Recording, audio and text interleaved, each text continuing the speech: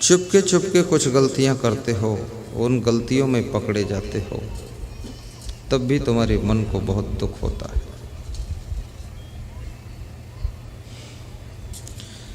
कभी कभी आलस्य के कारण, अकर्मण्यता के कारण, काम ना करने के कारण भी आपकी जिंदगी में दुख आता है। गरीबी आ जाती है, आवश्यकताएं भी पूर्ण नहीं होती हैं और मन दुखी हो जाता है। कभी कभी अंधाधुंध तादाद से ज़्यादा रात दिन मेहनत करने के कारण तुम्हारी बॉडी में बैलेंस बिगड़ जाता है, हार्मोन्स डिस्टर्ब हो जाते हैं, जिससे आपके शरीर में बहुत बीमारियां आती हैं। जिनके लिए तुम धन कमाते हो, वे धन तो ले लेंगे, धन से सामान ले लेंगे, लेकिन धन कमाने की दौड़ में जो तुमने शरीर को स्वस्थ करने के लिए समय नहीं निकाला, व्यायाम नहीं किया, और जब शरीर तुम्हारा बहुत बीमार हो गया तो उस शरीर की तकलीफ में कोई बंटवारा नहीं करेगा। इसलिए कारोबार कितना ही बड़ा हो, राजनीति कितनी भी बड़ी हो, सिस्टम तुम्हारा कितना ही बड़ा हो, थोड़ा व्यायाम करने के लिए भी समय निकालिए। और यदि तुम्हारे पास में मोटे काम हैं तो अलग से व्यायाम की जरूरत नहीं।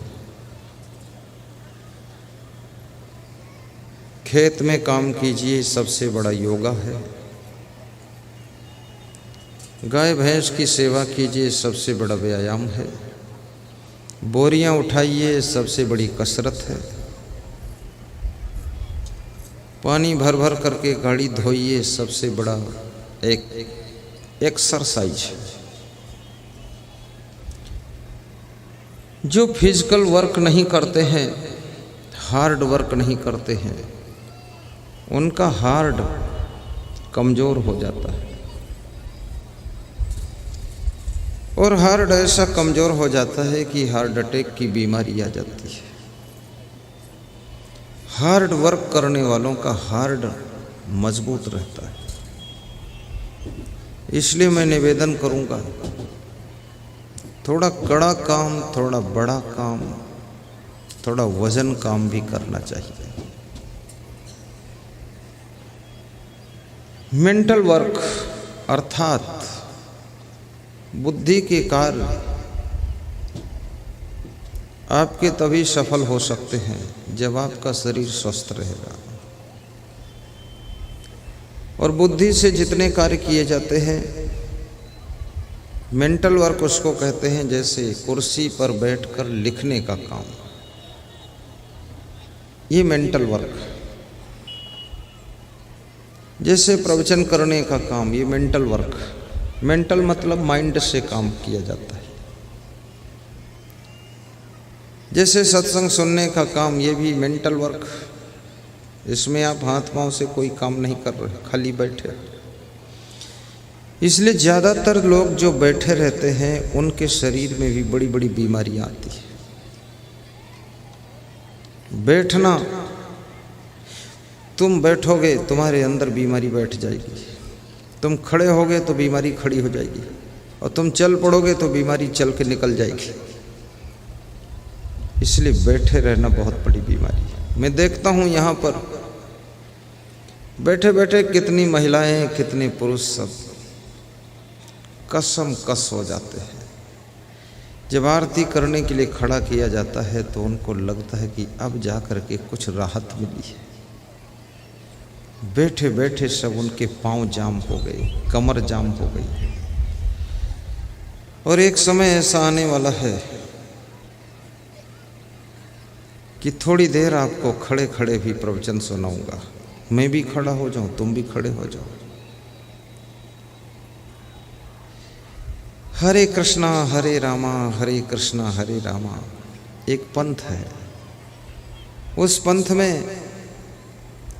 वो लोग कीर्तन करते हैं तो 2 कदम दाहिने बढ़ते हैं तो 2 कदम फिर बाएं बढ़ते हैं और 2 कदम आगे बढ़ते हैं, 2 कदम पीछे बढ़ते हैं। एक एक दुपट्टा अपने गले में डाले रहते हैं। हरे रामा हरे कृष्णा कृष्णा कृष्णा हरे हरे से बोलते रहते हैं। और उनके शरीर भी स्वस्थ रहते हैं।